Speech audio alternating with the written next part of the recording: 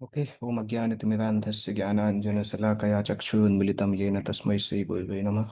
नमो विष्णुपादाय कृष्णपृष्ठाय भूतले श्रीमते भक्तिवेदान्तस्वामिनिति नामिने नमस्ते सारस्वते देवे गौरवाणी प्रचारिणे निर्विशेष शून्यवादी पाश्चात्य देशतारिणे। जय श्री कृष्ण चैतन्य प्रभु नित्यानंद श्री अद्वैत गदाधर श्रीवासदि गौर भक्तवृंद। हरे कृष्ण कृष्ण कृष्ण हरे हरे हरे राम राम राम हरे हरे। तो श्लोक संख्या 35 से हमें आज करना था। आहुतो भगवान राज्ञा याजयित्वा द्विजय नृपम उवास कतिचिन्मासान् सुहृदाम प्रियकाम्यया। महाराज युधिष्ठिर को जब ये यज्ञ करने थे तो उन्होंने भगवान को बुलाया। राजा के द्वारा भगवान कृष्ण को बुलाया गया। आहुतो भगवान राज्ञा, राजा के द्वारा भगवान कृष्ण को बुलाया गया। याजयित्वा द्विजय नृपम, ब्राह्मणों के द्वारा इन यज्ञों को संपन्न कराया गया। उवास कतिचिन मासन, और भगवान वहां पे कुछ कुछ महीने तक रहे। यज्ञ के लिए आए थे तो यज्ञ चला, उसके बाद भगवान कुछ महीनों तक वहां रहे। किस लिए? सुहृदाम प्रिय काम्यया, अपने संबंधियों की प्रसन्नता के लिए भगवान वहां पर कुछ मास रहते रहे। महाराज युधिष्ठिर द्वारा यज्ञ में आमंत्रित होकर भगवान श्री कृष्ण ने इस बात का ध्यान रखा कि सारे यज्ञ योग्य ब्राह्मणों द्वारा संपन्न कराए जाएं। तत्पश्चात संबंधियों की प्रसन्नता के लिए भगवान वहां कुछ एक मास तक रहते रहे। भगवान कृष्ण को बुलाया गया था उन्होंने, युधिष्ठिर महाराज ने भगवान कृष्ण को बुलाई इसीलिए था जिससे कि भगवान यज्ञ के बारे में, मतलब यज्ञ ठीक तरीके से हो रहा है या नहीं इसको देख सकें। यज्ञ संपन्नता का निरीक्षण करने के लिए उनको आमंत्रित किया था। और भगवान युधिष्ठिर को अपना बड़ा भाई मानते थे, अग्रज। युधिष्ठिर का जन्म भगवान से पहले हुआ था इस लीला में। युधिष्ठिर अ, शरीर की आयु के हिसाब से बड़े थे। भगवान ने अपने अग्रज के आदेशों का पालन करने के लिए विद्वान द्विज ब्राह्मणों द्वारा यज्ञ संपन्न कराया।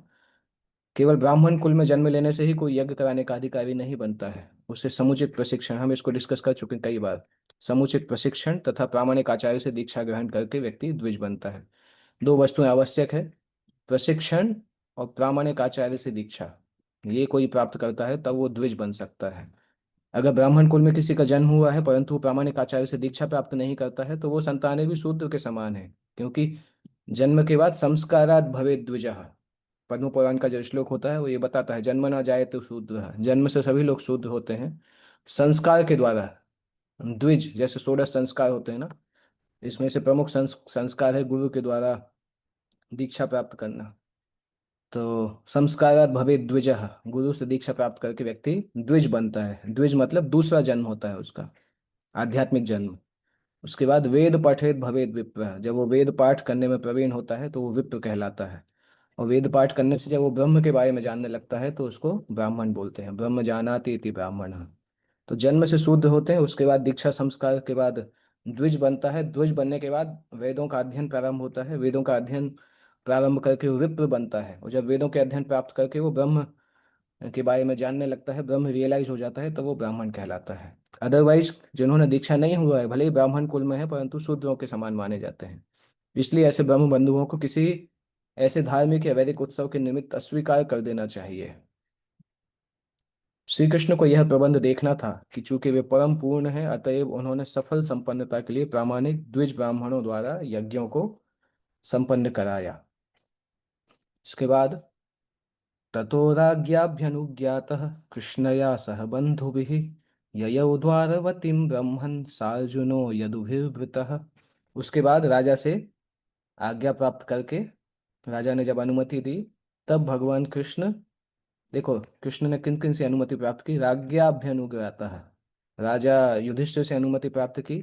उसके साथ साथ कृष्णया, कृष्णया मतलब द्रौपदी, द्रौपदी का भी एक नाम कृष्णा था।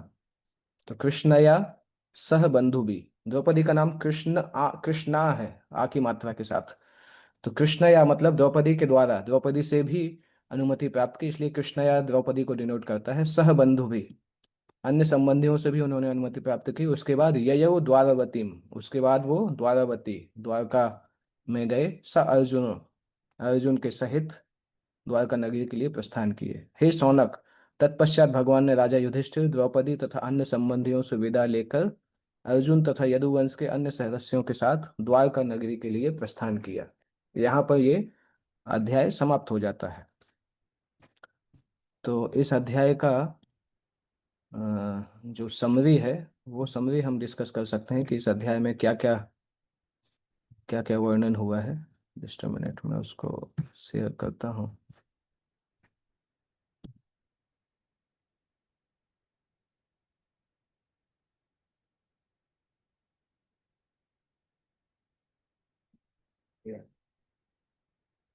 ये है इस अध्याय का प्रीव्यू।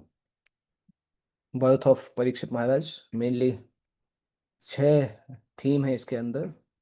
परीक्षित महाराज के बारे में इंक्वायरीज, प्रश्न उत्तर। युधिष्ठिर, उसके बाद युधिष्ठिर के शासन काल का वर्णन आता है जो हमने पढ़ा था क्वाइट डिटेल में। उसके बाद परीक्षित की भगवान ने गर्भ में किस प्रकार से रक्षा की उसका वर्णन आता है। फिर परीक्षित के जन्म के समय संस्कार जो पालन किए उनका वर्णन। फिर ब्राह्मण लोग परीक्षित के भविष्य के गुणों को बताते हैं। और फिर परीक्षित की ग्रोथ और युधिष्ठिर के द्वारा यज्ञ किया जाना। मेनली ये छह वस्तुएं यहाँ पे इस अध्याय में डिस्कस की गई हैं। सबसे पहले परीक्षित महाराज की इंक्वायरी और उससे संबंधित आंसर्स 11 श्लोकों में है। हमने पढ़े हैं ये। सौनक ऋषि ने परीक्षित महाराज का टॉपिक रिन्यू किया था, क्योंकि परीक्षित महाराज के टॉपिक से फिर भी कुंती की प्रार्थनाएं, फिर भीष्म देव की प्रार्थनाएं, वहां पे वो टॉपिक चला गया था। इसलिए सौनक ऋषि फिर से परीक्षित महाराज के टॉपिक को पूछते हैं। और उसके उत्तर में फिर युधिष्ठिर महाराज का एग्जाम्पलरी रूल का भी वर्णन होता है, जहाँ पे युधिष्ठिर महाराज के गुणों को बताया गया है, उनके ऐश्वर्य कि किस प्रकार से देवताओं के समान ऐश्वर्य था उनका। और उसके साथ साथ युधिष्ठिर महाराज इतने ऐश्वर्यशाली होने के साथ साथ डिटैच भी थे, पूरी तरह से डिटैच थे राज्य से। केवल भगवान के आज्ञा के अनुसार वो राज्य करना चाहते थे। उसके बाद 7, 8, 9, 10, 11 5 श्लोकों में भगवान परीक्षित महाराज की रक्षा करते हैं और परीक्षित महाराज भगवान का दर्शन करते हैं अपनी माँ के गर्भ में, उसका वर्णन है। परीक्षित महाराज ने भगवान का कैसे दर्शन किया उस वो 8वें 9वें श्लोक में था। अंगुष्ठ मात्रम अमलम स्फुरट पुरट मौलिनम आपीव्य दर्शनम श्यामम तड़ित वाससम अच्युतम। भगवान तड़ित वाससम मतलब पीले वस्त्र थे और लाइटनिंग जैसे लग रहे थे। अपीव्य दर्शनम श्यामम, भगवान का श्याम वर्ण था और दर्शन ऐसा था जैसे ऐसा लगता था हमेशा दर्शन करते रहें। जैसे कोई बहुत अच्छी चीज होती है पीने वाली, तो ऐसा लगता है इसको लगातार पीते रहो। तो उसी प्रकार से भगवान का रूप इतना सुंदर है कि परीक्षित सोच रहे थे कि हमेशा दर्शन करते रहें। स्फुरत पुरट मौलिनम, भगवान का शरीर पूरी तरह से चारों तरफ से चकाचौंध जैसा था। अंगुष्ठ मात्र, उनका साइज था अंगूठे के बराबर साइज था, क्योंकि माँ के गर्भ के अंदर थे इसलिए अंगूठे के बराबर साइज। अंगुष्ठ मात्रम अमलम, अमलम मतलब पूरी तरह से शुद्ध। ये भगवान के रूप का वर्णन जो परीक्षित महाराज ने जो देखा था भगवान का रूप, उसका वर्णन यहाँ पे है। फिर भगवान ने ब्रह्मास्त्र को काउंटरैक्ट किया। काउंटरैक्ट करने के बाद भगवान वहां से चले गए, उनके वूम से चले गए। और परीक्षित महाराज सोच ही रहे थे कि ये कौन थे, कौन ये व्यक्ति थे जिन्होंने मेरी रक्षा की, और गायब हो गए। उसके बाद वर्णन आ रहा है कि किस तरह से परीक्षित महाराज के जन्म के समय क्या क्या क्रियाएं की गई। are recorded meetings. परीक्षित महाराज के जन्म के समय क्या क्या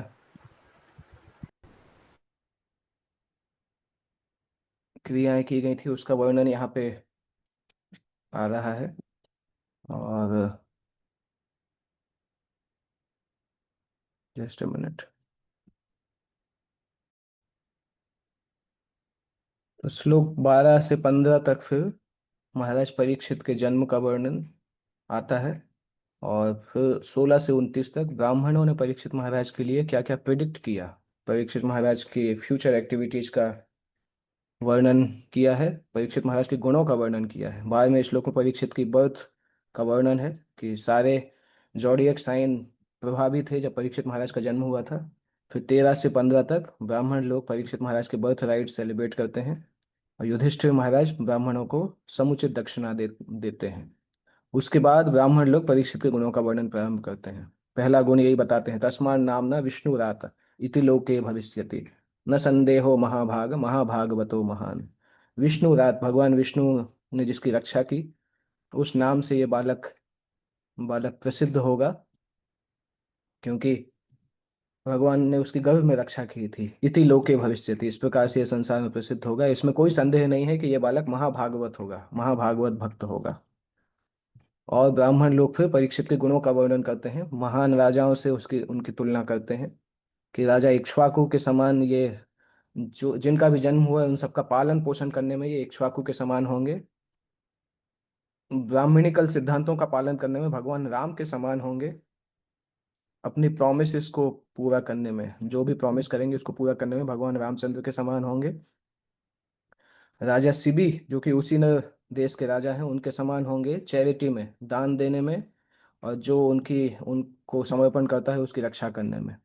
सीवी की स्टोरी भी हमने पढ़ी थी, किस प्रकार से उन्होंने उनकी शरण में आए हुए कबूतर की रक्षा की थी। तो दान और शरणागत वत्सलता में सीवी के समान होंगे। भरत के समान होंगे, जो कि अपने वंश का नाम बढ़ाते हैं, राजा भरत दुष्यंत के पुत्र हैं। अर्जुन के समान होंगे धनुष बाण चलाने में।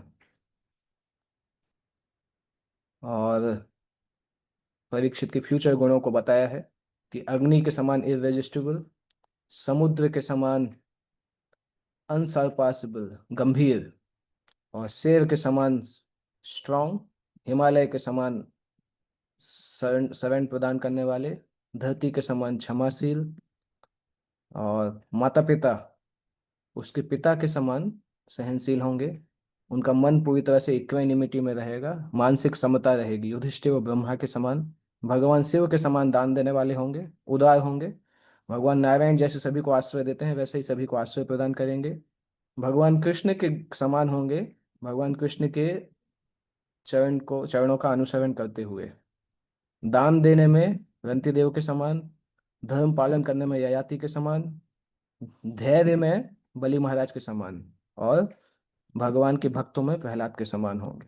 इस प्रकार से ब्राह्मण चाहे इनके गुणों का वर्णन कर रहे हैं। 30वें श्लोक में फिर ब्राह्मण लोग बताते हैं कि परीक्षित, इनका नाम परीक्षित होगा क्योंकि ये सभी की परीक्षा करेंगे। माँ के गर्भ में जिन महान पुरुष का इन्होंने दर्शन किया है, उसी के एक्सपेक्टेशन में ये सब जिसको भी देखेंगे उसकी परीक्षा करेंगे कि क्या ये वही व्यक्ति है, इसलिए इनका नाम परीक्षित होगा। उसके बाद परीक्षित महाराज किस प्रकार से ग्रो करते हैं वो वर्णन आ रहा है कि जिस प्रकार से चंद्रमा